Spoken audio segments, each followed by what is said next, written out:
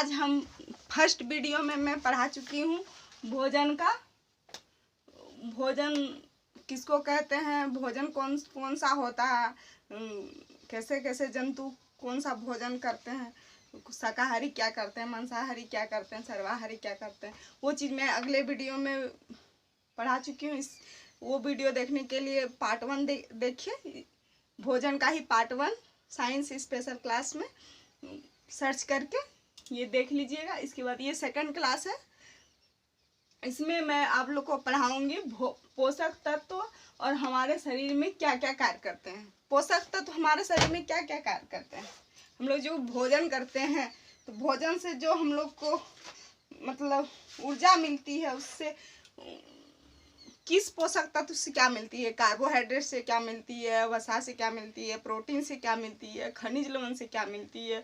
और यहाँ तक तो हम पढ़ा चुके थे खनिज लवण, रुक्षांश और जल का भी हम लोग को मात्रा चाहिए अपने जीवन में, अपना जीवन यापन करने के लिए रुक्षांश और जल की भी आवश्यकता होती है।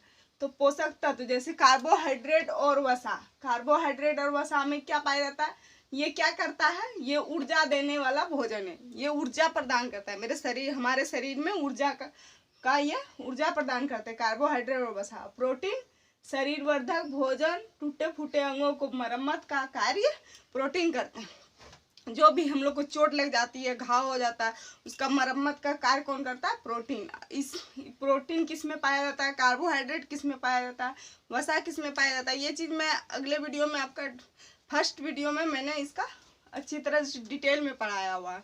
इसलिए आप लोगों से निवेदन है कि इसका फर्स्ट पार्ट जरूर देखें, तब ये सेकंड पार्ट आसानी से आप लोग को समझ में आएगी।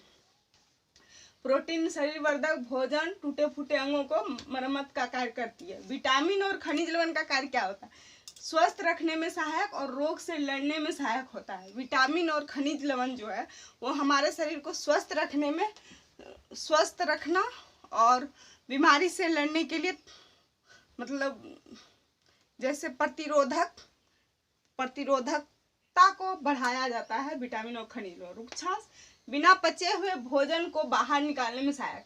मैंने फर्स्ट वीडियो में कार्बोहाइड्रेट, प्रोटीन, वसा, खनिज लवण का बताया था कि किस में पाया जाता है और क्या होता है विटामिन, खनिज लवण, कार्बोहाइड्रेट क्या होता है। रुक्षांश के बारे में नहीं बताया था, आज बता रही हूँ मैं।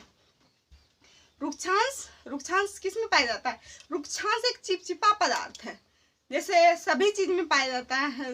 ये बिना पचे हुए भोजन को बाहर निकालने में सहायक होता है। मतलब हम लोग जो खाते हैं तो पाचन तो हम लोग का मुंह से ही शुरू हो जाती है। इसके बाद पाचन जब होती है तो कुछ भोजन ऐसा है जो नहीं पचता है, जैसे करेली का बीज है तो वो नहीं पचता है, कितना चिबाइए थोड़ा थोड़ा रह ही जाता है।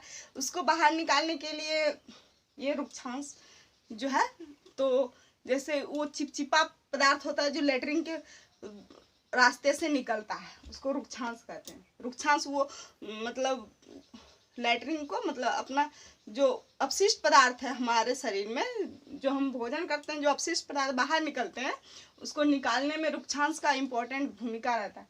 जल पोषक तत्वों को अवशोषित करने में सहायक होता है। जल के बिना, जल ही ऐसा चीज है जो हमारे शरीर में जितना भी भोजन किए उसको पूरे शरीर में पोषक तत्व जो मिला, हमारे भोजन जो मैंने किया उस भोजन पे जो भी पोषक तत्व मिला, उस पोषक तत्व को हमारे शरीर के कोशिकाओं तक फैलाने का कार्य ऑक्सीजन और जल का है।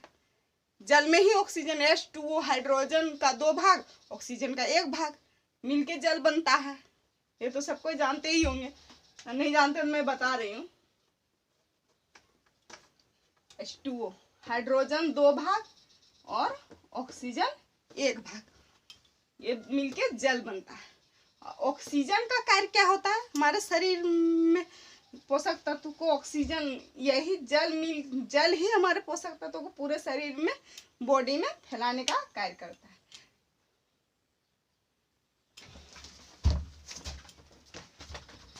इसका स्क्रीनशॉट ले सकते हैं। भोजन का पोषक तत्वों का हमारे शरीर में क्या कार्य है, इसका आप ले सकते हैं, स्क्रीनशॉट ले लीजिए।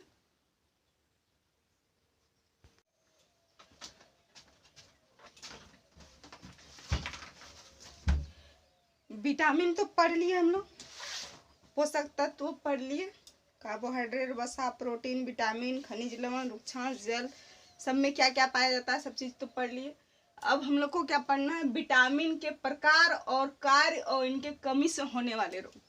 मतलब विटामिन का कौन कौन सा प्रकार होता है वो तो हम लोग पढ़ लिए कि कार्बोहाइड्रेट, प्रोटीन, वसा, खनिज लवण, पोषक तत्व पढ़ लिए। लेकिन उसमें विटामिन जो बताया था, विटामिन भी बहुत तरह का होता है। इसमें ये देखिए, ये B1, यहाँ B1 है। B1 के बाद भी बहुत सारा विटामिन बी का बहुत सारा क्वालिटी होता है। B12 तक इसका क्वालिटी होता है। इसलिए आप लोग 6 क्लास तक ही जानना चाहेंगे, इसलिए 6 क्लास का बच्चा को हम पढ़ा रहे हैं, इसलिए हम विटामिन B1 तक ही सीमित रहेगा। इसलिए हम विटामिन B1 तक को आप लोग को पढ़ा रहे हैं। Vitamin A, vitamin B1, vitamin C, vitamin D, vitamin E, vitamin K. इसको B1 बोलिए या बी बोलिए, कोई फर्क नहीं पड़ता। इसलिए विटामिन ए का कार्य क्या होता है, त्वचा एवं आँखों को स्वस्थ रखता है। त्वचा को देखिएगा, विटामिन ए का कमी हो जाता है, त्वचा देखिएगा फटने लगता है, और मतलब त्वचा संबंधी आँख से दिखाई नहीं पड़ने लगता है, बहुत कम दिखाई पड़ता है। ये सब बीमारी, दृष्टिहीनता, इसका त्वचा, विटामिन ए जो जिसको विटामिन ए किस में पाया जाता है, ये चीज आप लोग ध्यान से देखें। विटामिन ए दूध, मछली, गाजर और पपीता में पाया जाता है। विटामिन B1 किस में पाया जाता है, कलेजी, साबुत अनाज, केला, सेब, पालक।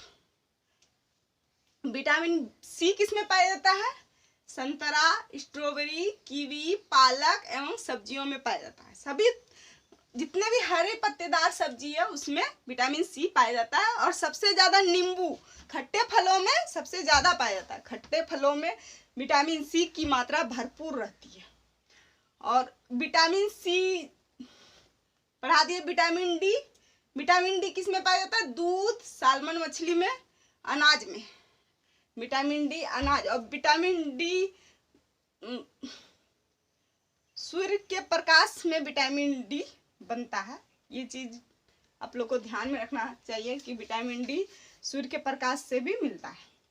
विटामिन ई किस में पाया जाता है, बादाम, अखरोट, मूंगफली, सूरजमुखी के बीजों में, पालक में। विटामिन के किस में पाया जाता है, हरी पत्तेदार सब्जियों, टमाटर, सोयाबीन, दही, अंडे, मछली, मांस। जितना भी नॉनवेज है सब में विटामिन के पाया जाता है। और विटामिन के जिसमें विटामिन के बहुत ही इंपॉर्टेंट चीज है। पूछा क्या जाएगा, रक्त का थक्का, कौन सा विटामिन के कारण रक्त का थक्का जमता है। मतलब हम लोग जो गिर जाते हैं, चोट लग जाती है, तो हम लोग का शरीर से जो ब्लड निकलती है, तो यदि नहीं रक्त का थक्का, बाद में देखिएगा पानी यहाँ पे खून जम जाएगा। खून जमने के बाद वो जो जम जाता है खून, जिसके कारण खून नहीं निकलने लगता है, उसी को बोलते हैं रक्त का थक्का जमना। और विटामिन के जब हमारे शरीर में पाया जाएगा तभी रक्त का थक्का जमने में सहायक होगा और रक्त का थक्का जमेगा। विटामिन के जिसमें नहीं पाया जाएगा उस तरह का आदमी को हीमोफीलिया नाम बीमारी उसको बोलते हैं। उसको खून जमता ही नहीं, उसका क्लॉट नहीं होता है, उसका ब्लड में क्लॉटिंग ही नहीं होता। तो बहुत ज़्यादा रक्त चला जाएगा तो आदमी मतलब उसकी जान जाने की संभावना है। विटामिन के रक्त का थक्का जमाने में मदद करता है। विटामिन ए त्वचा और आँखों को स्वस्थ रखता है। त्वचा और आँख को स्वस्थ रखता है विटामिन ए। इसलिए हम लोग को दूध, मछली, गाजर, पपीता ये सब खाना चाहिए, जिससे हमारे आँख तेज रहे। साग सब्जी ये सब खाना चाहिए। हरे पत्तेदार सब्जी साग खाने से विटामिन ए की मात्रा भरपूर हो जाती है, तो हम लोग को कोई प्रॉब्लम नहीं होती है। विटामिन बी हृदय एवं प्रसंचरण तंत्र को स्वस्थ रखता है। विटामिन बी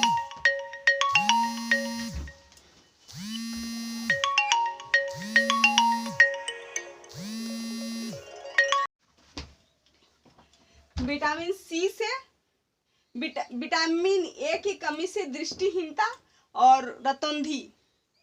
विटामिन B1 हृदय एवं प्रसून तंत्र को स्वस्थ रखता है। इसके कमी से बेरी होता है। विटामिन सी रोग प्रतिरोधक क्षमता को बढ़ाता है। हड्डियों और दांतों में कैल्शियम का मात्रा को बढ़ाता है। इसके कमी से स्कर्वी रोग होता है। विटामिन डी हड्डियों और दांतों में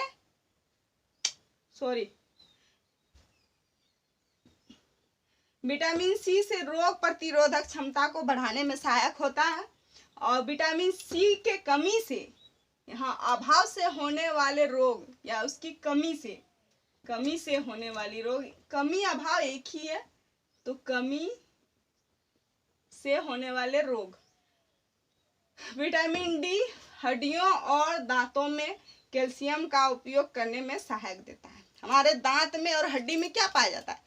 कैल्शियम। जब तक कैल्शियम की भरपूर मात्रा हमारे शरीर में नहीं होगा तब तक हमारे दांत में देखिएगा कीड़ा लग जाएगा। या बच्चे सबका देखते हैं, किसी का दांत कैल्शियम का कमी हो जाने के दांत में देखिएगा काला काला हो जाता है, कटने लगता है, छीन होने लगता है दांत, उसका बहुत जल्दी गिरने लगता है, टूटने लगता है, मतलब बहुत सारा प्रॉब्लम, दांत में दर्द हो जाती है। इसका मेन कारण है कि विटामिन डी का कमी। विटामिन डी के कमी के वजह से हड्डी भी मजबूत नहीं रहता है।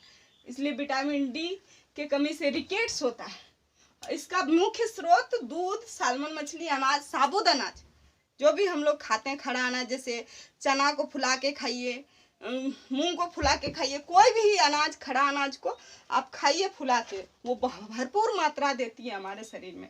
विटामिन ई त्वचा एवं प्रजनन अंग को स्वस्थ रखता है, त्वचा और प्रजनन को प्रभावित करता है। यदि नहीं विटामिन ई हमारे शरीर में मिलेगा तो देखिएगा बांध्य, इसमें बांझ भी बोल सकते हैं,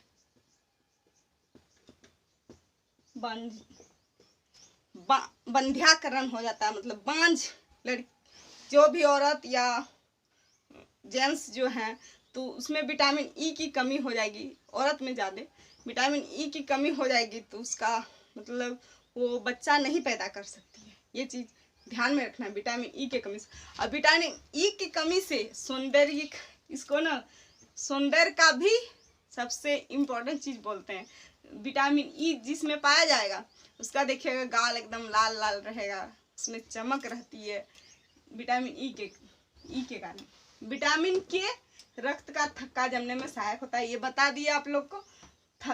और इसका कमी से रक्त का थक्का नहीं जमेगा। इसमें देखिए विटामिन ई किस में पाया जाता है?